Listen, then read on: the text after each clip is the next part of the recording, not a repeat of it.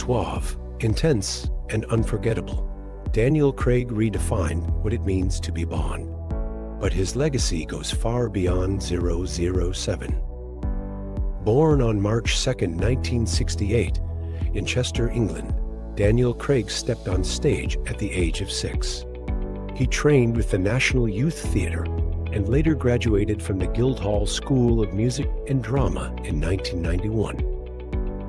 In 2006, Craig suited up as James Bond in Casino Royale. His gritty, emotional take earned global praise and the franchise a new lease on life. He returned for Quantum of Solace, Skyfall, Spectre, and his unforgettable farewell in No Time to Die in 2021.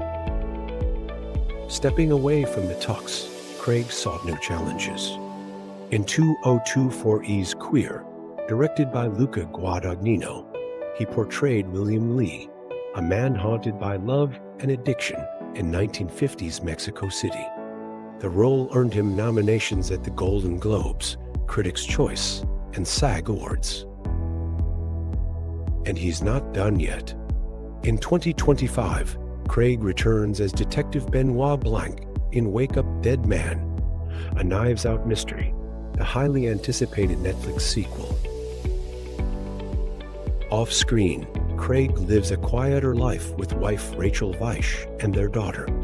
A father of 2, he's spoken candidly about the emotional toll fame can have on a family.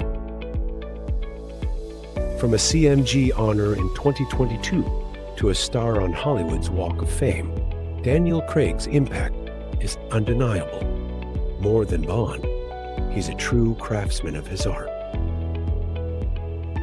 Daniel Craig, bold, brilliant, and always breaking boundaries.